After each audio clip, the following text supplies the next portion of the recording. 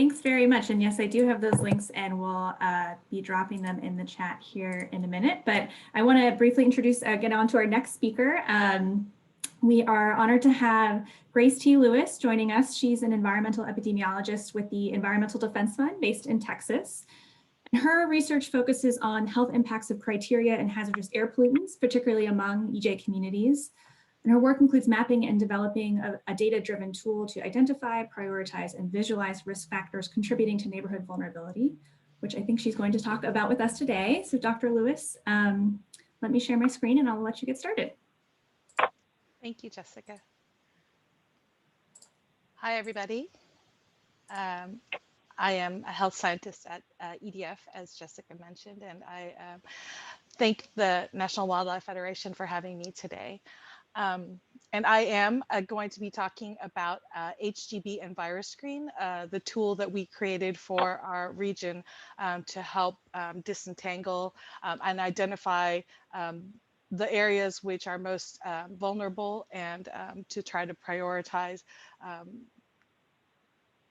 understanding and developing actionable policies to help address these concerns. So I just want to recognize my my collaborators here from Texas A&M on the right-hand side who helped us develop this tool. Next slide, please. So I'll start with just a general slide saying that place matters. These are photographs from many of them from Houston, and I just want to start by focusing it on the idea that place really matters. And we saw it after Hurricane Harvey, after the tank fires and explosions in 2019, and most recently after winter storms Uri and Viola. It's a legacy of redlining and environmental racism. Black and brown communities living next to industrial facilities and the Houston Ship Channel bearing a disproportionate environmental, climate, and health burden in our society. They are the same areas that are hardest hit by the pandemic, who lack retail pharmacies to provide vaccinations, have suffered job losses, and families struggling with food insecurity and an educational digital divide. Next slide, please. So in 2018, several months after Hurricane Harvey, the Houston Endowment funded the Data to Action Project. And EDF partnered with UT Law Environmental Clinic, Texas Southern University, Rice University, Texas A&M University, and the Houston Health Department. The goal of this project was to support the development of environmental justice community action plans intended to address those long-standing environmental and health inequities which impacted the most vulnerable neighborhoods in Houston again and again. Next slide, please.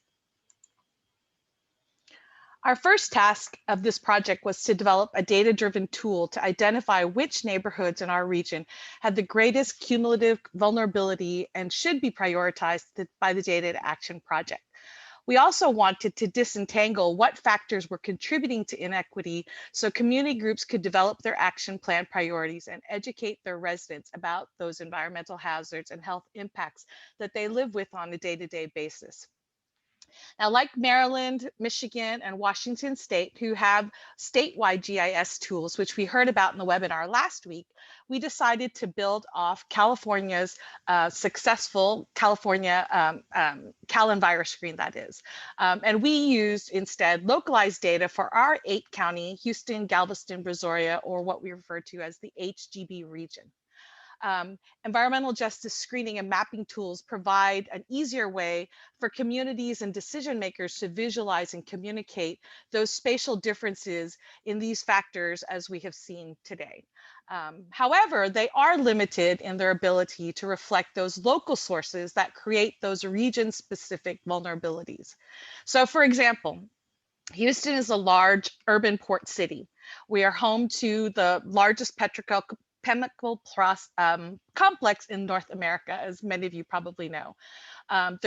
There are 591 chemical plants in our HGB region, and we produce 44% of our nation's base petrochemicals, and also around half of our country's primary plastic resins.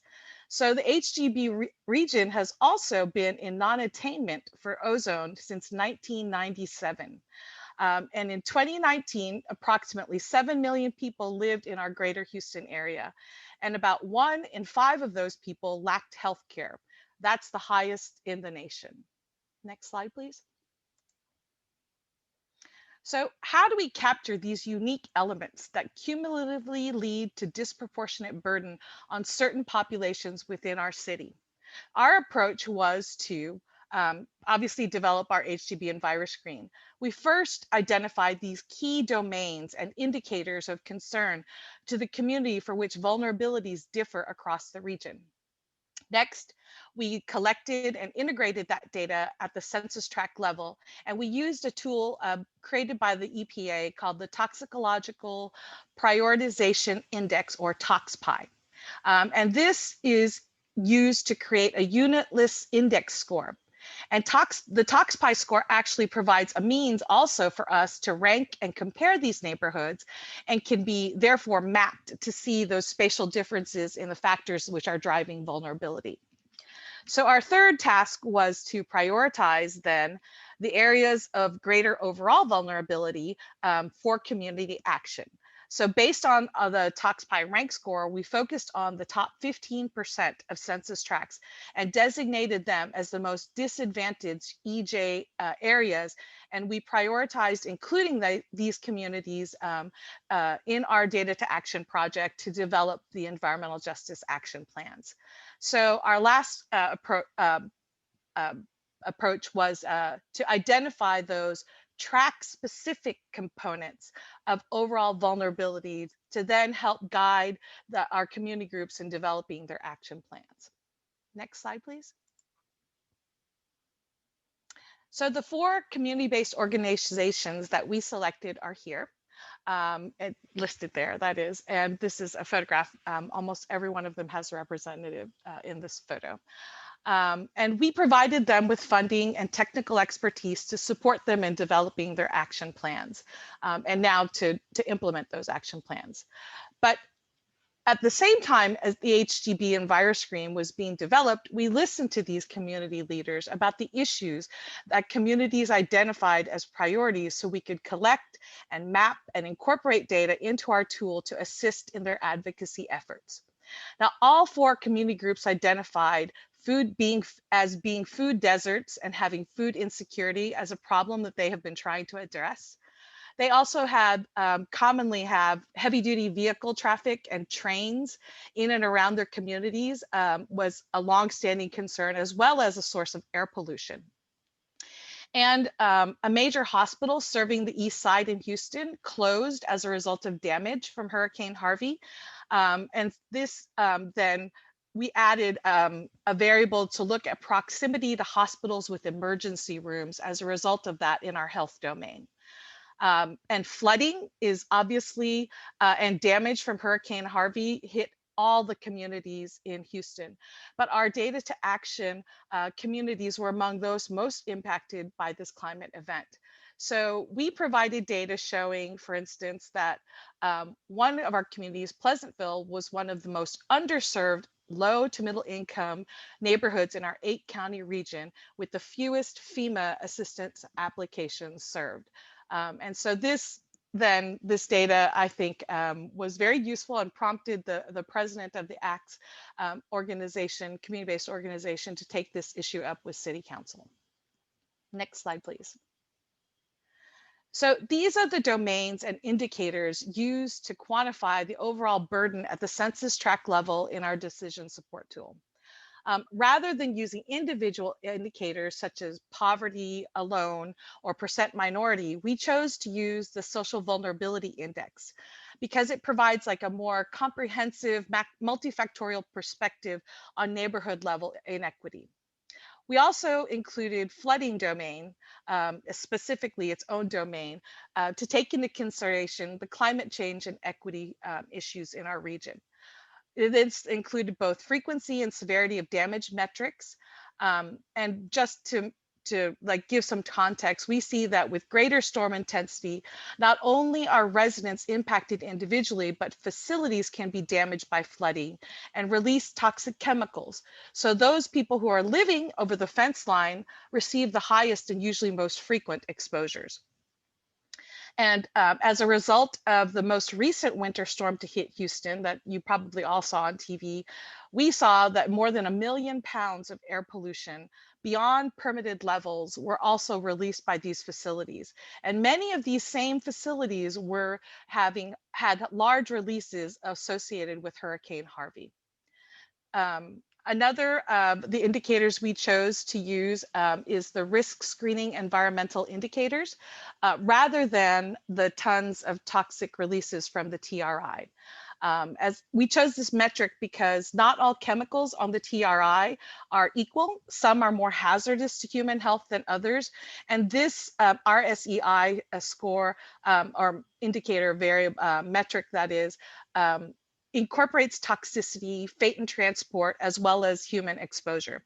So that's why we chose that one rather than just using TRI pounds released, that is, tons released. We also used hyperlocal air pollution data, which was provided to us by our colleagues at Harvard School of Public Health, which use machine learning algorithms to incorporate satellite data, land use data, chemical transport, and meteorological variables, among a multitude of other variables, to generate geographically weighted estimates of fine particle pollution. So I'm happy to share this more. If anybody has the interest, we could direct you to our paper to get more details on these indicators and domains. Next slide, please. So data were combined into an overall ToxPy model using the ToxPy tool, obviously. And each domain was equally weighted, and within each domain, indicators are equally weighted. And the indicators consisted of one or more equally weighted metrics. And the metrics we rescaled if needed to have like a 0 to 1 range in general. And then the ToxPy visualization includes pie slices that you can see here on the right side for each metric. So the census tract wide scores are calculated for each indicator or slice, and then values closest to the maximum get a higher score interpreted as higher potential vulnerability.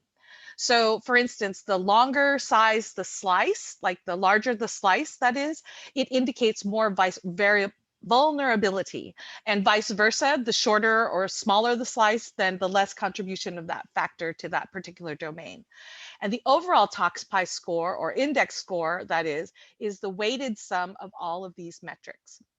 So I'm just going to maybe talk about this pie that you see on the right-hand side to give you some context for that. This is the 11th highest ranking census tract in our region. It is a census tract belonging to Galena Park, one of our data to action community groups, communities or neighborhoods, that is. Overall, it's in the top 1% of the most disadvantaged in our area, and it's 90% of its residents live within 1 mile of an industrial facility. It also has had one of the highest releases of air toxics as a result of Hurricane Harvey. It flooded heavily also, and there were no evacuation routes. So they were just living with this high air toxics release and weren't able to get out of the community. It's predominantly Hispanic, with many of the residents not speaking English, and it's low to middle income. You can see that the social vulnerability domains, the environmental sources, and the exposure and risk groups are all having very large slices. And have just, for reference, these are color coded back to the original domains that I showed you, just for ease of communication. And so these census tracts ranked in the top 5% for each of these domains. Now, Galena Park's community-based organization, ECAP, decided then to prioritize making notifications and emergency protocols for dealing with hazards from these nearby plants available in Spanish language because they were not previously. And then they chose to address food access and insecurity, as well as air monitoring in their action plan. Next slide, please. Now, this slide illustrates how neighborhoods can have similar overall rank scores, but different components giving rise to their vulnerabilities. It suggests then that different approaches are needed in each census tract to achieve comparable neighborhood level changes. I also note that in this presentation, results to residents, for instance, like when we had these community meetings to show each of the community groups like what their data showed them, that data visualization such as this was critical and completely invaluable in communicating what are the drivers of these domains and specific and overall rank scores. Because the color coding of the slides, the slices, made it easily discernible which interventions could be targeted and would yield the most benefits. So if you look like just at the last slide and the pie on the left, each of those domains, then the community members could then see, you know, which one was it, the green or the orange or the purple, the blue, the gray was that really leading the causing greater vulnerability from those domains in their community. Our paper goes into further detail, and you see the reference link to our paper. But we did a sensitivity analysis and disaggregated this data. Disaggregating data can actually lead to a data-driven approach to advocating for change. So in highly vulnerable census tracts, for instance, addressing just one of these key areas or domains can actually improve the ranking quite substantially, like in some cases, like 10 to 20% in these highly ranked census tracts. Next slide, please. And this map is the spatial visualization of the overall index score for all 1,090 census tracts. So this is just a screenshot I took of the actual website where our tool is located. Now, the darker the rank score, the greater the cumulative vulnerability. And clearly, what this map shows us is that the highest ranking census tracts are not randomly distributed. The most vulnerable neighborhoods are in the east part of Houston, where industrial facilities are concentrated, minority and low wealth populations are the greatest. And if you click on the census tracts on the tool, that is, it should pop up that domain and the indicator scores and corresponding pies that I showed you in the previous slides. Now, this is a feature of the tool that allows one to compare differences in vulnerability by indicator or domain and to compare those high ranking versus low ranking neighborhoods. And if you clicked on the domain tabs, you see them across the top there, then you can actually see those census tract ranking those indicators for only those domains. And so I, by the way, want to just say thank you to our colleagues at Texas A&M and the Superfund Center who have created this tool and are continuing to make it publicly available. So that's the website if you guys want to visit it. But I want to, before I leave this slide, just want to say notably that one of the community leaders in our Data to Action project asked me to create a map for COVID-19 vaccination rates and where retail pharmacies providing those shots were available. And the map looks very eerily the same as almost all of our ToxPie maps. And she used that to show the structural inequality in the East End neighborhoods that obviously are also not only, you know, food deserts, but they're also pharmacy deserts. And they have, you know, that is combined with the lack of hospitals in their area. So that's just, you know, emphasizing that, you know, in this part of our city, that this could cost lives to these underserved communities. Next slide, please. So my last slide is to show or talk about how is this being used in decision making. And the primary use of this tool obviously is by community organizations and leaders to educate their residents and have actionable data to advocate for improvements to those long-standing environmental hazards and systemic inequality. Using the maps and disaggregating the data, communities can identify which sectors are creating the greatest burden. And so, for example, students from the UT Law Environmental Clinic in collaboration with Lone Star Legal Aid researched enforcement and violation histories for each of our data action communities to determine which facilities were of greatest environmental concern. And as a result of that, our Sunnyside community decided to include in their action plan goals to center it around improving the number of non-compliant facilities in and around their community.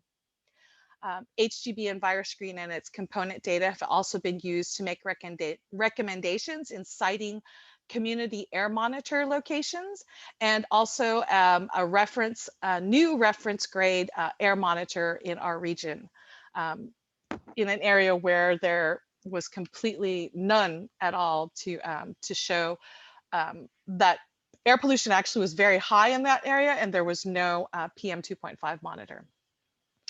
It is our hope that the GIS mapping tool and the index or domain specific scores will also be used to evaluate new facility permit applications or the review of renewal applications. Ideally, our tool can show the impacts of clustering these facilities in overburdened neighborhoods already, and that locating proposed sites near sensitive receptors like schools or daycares or senior living facilities will be obvious by using this mapping tool. We have already shared our tool with the city and county public health staff for different agencies and regional organizations like the Asthma Coalition, which then in turn used our maps to identify high priority areas and populations to target for their asthma interventions, policies, and programmatic work. And they submitted this as part of the strategic plans to the CDC for the coalition. We're also working with our local municipal planning organizations or council of governments here in the region. And so HGB Enviroscreen can provide a mechanism for their members to integrate health, equity, climate, and environment into their transportation project needs assessments and justifications. And it also allows the opportunity for our local MPOs to use more robust data to assess these applications. Now, this type of decision support tool can also be used to develop criteria for prioritizing different projects as well as their funding. So we're talking to them now about combining this Enviroscreen tool, our HGB Enviroscreen tool, to include a transportation domain that would have data then that could be a powerful tool to take a systems approach to creating transportation equity. And finally, like Cal Enviroscreen, HGB Enviroscreen can be used to identify and designate which neighborhoods are most disadvantaged, and funding and policies therefore should be dedicated to these areas. And that's my last slide. Thank you for your time. Thanks very much, Grace. I think really powerful examples of how that granular data can actually be really, really important and give us new and different information than some of the federal and state tools can give. So our last speaker is David Padgett, Associate Professor of Geography and Director of the Geographic and Information Sciences Laboratory at Tennessee State University. And Dr. Padgett has really extensive experience providing technical assistance in geoscience and GIS to environmental justice communities throughout amenity communities across the South. So Dr. Padgett, we're running a little bit short on time, so I'm going to ask you to hopefully keep your remarks to the 5 to 8 minute range so we can at least get time for 1 or 2 questions. But so honored to have you join us today, and take it away. Okay, am I able to share my screen? You should be able to, yes. The green button at the bottom. Oh, okay, I see. Screen. Okay. Yeah. All right.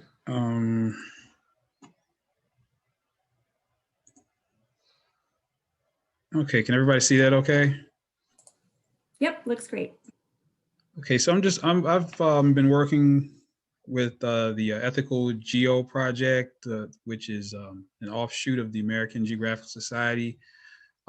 For many years, I've worked with a variety of community-based organizations, primarily in the South and the Southeastern United States, democratizing geospatial technology for their use, and just go through a few case studies. And so, again, the Ethical Geo Project is a very grassroots organization-based effort. I go on the ground with people in communities. It's I guess I'm 5'10". I guess it's a 5'10" level versus 30,000 foot level on the ground application of GIS. Here's some images from the Overtown community in Miami, and I'll talk about that later on.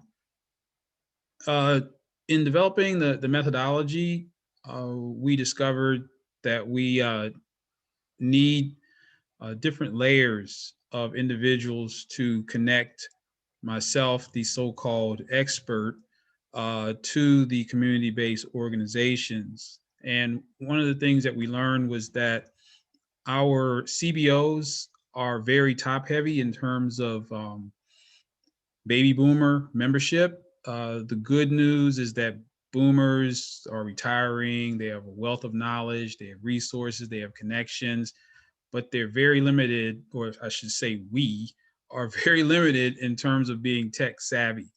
And so what I found is that young people, maybe these individuals, children or grandchildren, want to participate in these environmental justice mitigation activities. But the boomers, we tend to suck the air out of the room. We talk a lot. We don't let young people have a whole lot to say. However, when we start to talk about GIS and mapping and technology, we need to go to the young people. But the elders have the knowledge. The elders have the community knowledge. The elders know where certain land uses are or were.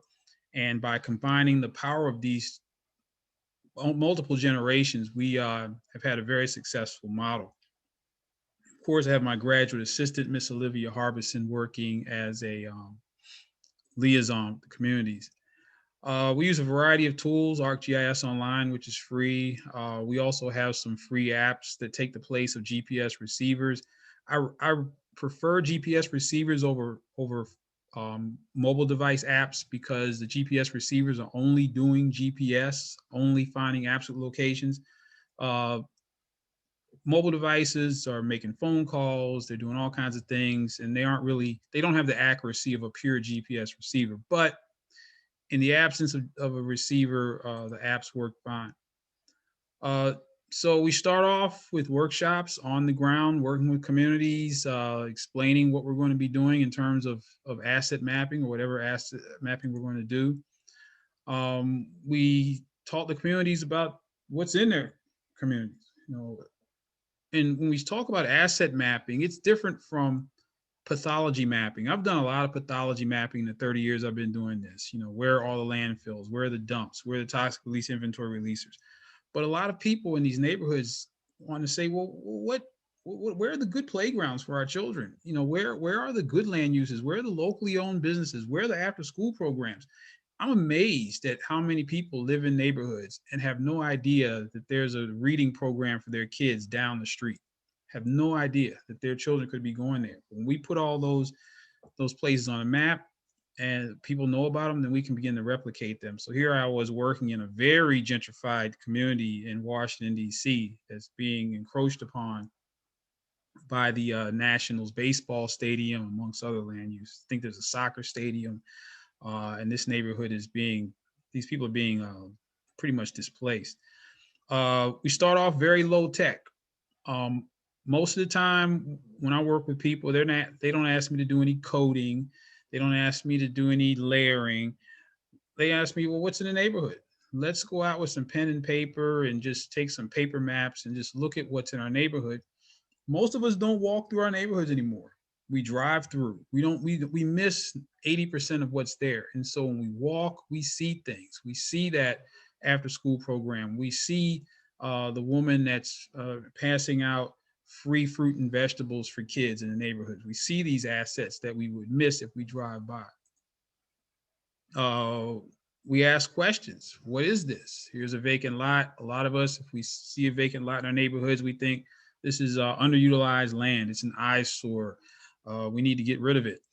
But we ask communities, think of the possibilities. Could this be an urban garden? What do we have to do to convert this to an urban garden? Do we need to get in contact with the landowner? And oftentimes an absentee landowner is living somewhere out of state, left his or her children to maintain and manage this property, and the kids don't do anything except leave it here as a vacant lot. And the original person who actually owns the land has no idea. Kids probably telling granddad, oh yeah, we've got a soccer field on this property. And there's no soccer field here. But one phone call to the actual absentee landowner can turn something like this into something valuable for a community. I've seen it happen. Or something like this, we can partner with community-based organizations to turn this into a productive property. All it takes is people looking for a space to run a reading center or an after school or a summer daycare center. Could be in this space. But if people don't know it's there because you drive past this every day, it's invisible. We put these places on a map. We use very basic mapping techniques. Here's a case in New Orleans where we're working in the lower Ninth Ward. New Orleans is below, most of it is below sea level, and there's flooding all the time. A lot of the flooding occurs because the catch basins get clogged up. The city of New Orleans cannot keep up with unclogging these basins. So we had some young people create a map of all the catch basins and develop and adopt the catch basin program, similar to Adopt a Street program. Put these catch basins on a map, people in different neighborhoods take care of them. And then the ones that really need maintenance, such as pipes collapse, the city can deal with those instead of trying to run around and unclog these basins. And so here's an example where our youth mappers came to the rescue. I have a much longer story about that, but the short story is I tried to get the baby boomers in the organization to make the map. They couldn't do it. I got one young person from Dillard University. We got the map done in 2 hours. This is another success story. I did a mapping workshop with the citizens of the Wedgwood community in Pensacola. Their neighborhood was targeted. This is a predominantly African-American neighborhood. They were targeted for a 4-lane highway through their neighborhood. They took this map and another series of maps to a county commission meeting, showed them the simple fact that water flows downhill. And if that highway disturbed, the city is surrounded by about 13 landfills in the Black community. The highway would have disturbed the toxic constituents in these landfills. All of that waste would have flowed down to the wealthy white areas to the south. Once the county commission saw that the Black people's problem was going to be everybody's problem, the highway project was shut down. The $30 million that was supposed to be going to the highway was then diverted to the community for their use. And I wasn't at this meeting. And this is what I mean. The most important thing about mapping is understanding how to think spatially, not coding, not everything that's on these fancy platforms. These individuals in this community, understanding topography, use this map and a couple of other maps, and completely reverse the county commission's multi-million-dollar project. We're using maps in this as evidence in a court case versus a property being built in Gulfport, Mississippi. We're doing community-based mapping to promote heritage tourism in Africatown, Alabama. Working in Houston also. Just saw a great presentation on Houston, working on the ground with communities to place monitors all throughout Houston, Texas, and working in the Overtown community in Miami. You probably saw something about Miami on the news this weekend, but part of the reason that South Beach is now moving inland. You know, the South Beach has been taken over by children and young people. Older people are going to what they're trying to call Wynwood or Overtown. It's being gentrified. The people of Overtown are fighting back using GIS and have taken the story map that I created and converted it into a historical tour that also includes voiceovers by elders in the community who actually remember when some of these places were open back in the day, as they say. So here's some information, and thank you very much. Thank you so much, Dr. Padgett, and sorry for having to rush you through at the end. And for folks on the call, we'll be able to share a link to this presentation or to the recording of this webinar after, so you'll be able to see the slides and get the links, and certainly reach out to me if there's any follow-up questions. But I know we're a little bit over, but I do want to make time for a couple of questions. So Dr. Padgett, I'd love to ask you one to start, if we could, about the role of this kind of really community-based work and how, you know, the importance of that. I mean, we heard a little bit from Grace about the role of community advocacy organizations and helping to develop that, the HGB tool, and not only the data it included, but how it's being used in decision-making. And I'm wondering, Dr. Padgett, can you talk about why you think it's important to involve community members at a very early level in a very meaningful way in the creation of these environmental justice mapping tools at all? Like, why is that an important step that any policymaker should think about? Yeah, when I've worked with community-based organizations and grassroots stakeholders all over the country, the main issue is that they want to own the data. They want the data to be on their hard drive, not somewhere in some nebulous space. That's the most important thing. So, because many communities have been burned, those of us GIS experts have come in and created maps, server gets shut down, funding gets cut off, right? The community saying, well, where's our data? Sorry, I'm going to another university. I mean, so, but when I leave, what I want is for these communities to still be able to do whatever they want to do, whether Dr. Padgett's there or not. That's the main thing. If I can train your nephew who's 17 to manipulate these maps and get on these wonderful tools, do that for grandma, I'm out of there. The last thing I want is for people to have to call me. I'm trying to work myself out of existence for these communities. And so they have to own the data. And so there are a lot of tools out there, but the main thing is, can Miss Jenkins, who drives a school bus, use that tool? Does she even know about it? And so, yeah, and the answer is yes. Miss Jenkins can operate all this. We have to help her out. Maybe we need to get her grandson, and together they can use it. But that's the most important thing, is ownership of the data. Yeah, thank you. And I think you bring up a good point there too about making sure folks know about these tools and know how to use them. And that's part of the creation as well. I'm wondering if maybe our final speaker, I can toss it to Dr. Wilson, a panelist at our first webinar in the series and a collaborator of mine on the EJ mapping tools work. I don't know if Dr. Wilson, you have any final parting thoughts or questions you want to ask our panelists? No, I think I just want to say I really appreciate the panelists and the great presentations. I appreciate Dr. Padgett's point about engaging community and they want to own the data. Just to the panelists from Cuyahoga, do you have any sort of responses to the question about how useful on this community side? How has the tool been used by local community members to this point? Yeah, so a couple of things. So the tool's about a year and a half years old, and we've been able to, through our climate change action plan, one of the things we know is that we've got a low tree canopy. And so one of the things that Dan's been able to analyze is that we're really low, and especially in urban areas and kind of densely packed areas and minority areas and low income areas, we've got really low tree canopy. So we've tried to factor that in when we did our tree canopy program. We've got $1 million we're giving out a year now for tree canopy growing grants, basically. And we are factoring in the vulnerability assessment to say you get higher scores if you're in these vulnerable communities. So more resources go for hopefully reducing heat island effect. But Cleveland has one of the highest asthma rates in the country. We're in kind of this asthma alley, and especially when you've got high high heat effect, and you have more ground level ozone.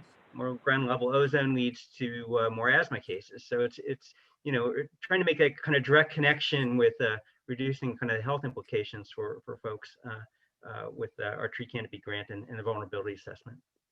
Oh, thank you for that. And question to Grace, you mentioned the winter storm. Were y'all able to use ToxPod to target vulnerable populations who may have been at risk pre-winter storm, and with resources, support, heating support, et cetera? Unfortunately, we weren't. We were all taken pretty aback by the storm, and so many of us lost power. But I will say that it's not been a surprise that the air pollution that's been created by releases from those facilities, but also that similar to some of the vulnerability that we see, the cumulative vulnerability, that our communities that were very vulnerable to begin with were also some of the hardest hit ones again. They were the same communities that we see if we mapped it on the map that had not really recovered from Harvey yet. And so, you know, when you have a house that's been damaged from Harvey for several years, and then it gets hit by this again, it's particularly difficult. And so I think that, you know, our tool could definitely be used to try to redirect funding to those neighborhoods that were pre the storm, were hit hard to begin with and still need a recovery. But I wish we had had that opportunity. We just, I think we're in a response rather than we're able to be able to do it beforehand. But we certainly have been trying to find data to map the power outages, because we feel like some of the areas where they lost power first and maybe had it off longer, as well as the areas where there was a lot of water pipes and loss of water. Some areas in the 5th Ward, for instance, still are struggling with some of the community members. You know, their houses are so old that the pipes, a lot of their plumbing was very badly damaged, so they still have water issues. And I think we could use some of this disaggregated data to try to address that, but we've just unfortunately been responsive rather than proactive with our Enviroscreen. Well, thank you for that. I think your story and Cuyahoga's story and what Dr. Padgett talked about speaks to the need for these tools to be really used to help those that are most vulnerable, and hopefully resources as it relates to this new administration around the Justice 40 rule and other things that we're all familiar with. They actually started doing some real investments in communities that have been divested and disinvested in, and it help with climate resiliency. Thank you for that. I'll pass the mic back to Jessica. Go ahead, Jessica. Thanks, Dr. Wilson. I think you wrapped it up perfectly. I'll leave us with those words. Thanks to all of our panelists for your time and attention today, and for our interested audience who stayed on much past the time. Appreciate everybody for joining. NWF will be continuing to work in this space, so I would encourage folks to follow our social media channels and keep up with our website as we continue to help advocate for, you know, robust support for these kind of environmental tools, justice tools, and climate justice tools, and integrating them into decision making. So thanks again to everybody for your time today, and enjoy the rest of your afternoon. Bye, thanks. Thanks, everybody. Take care.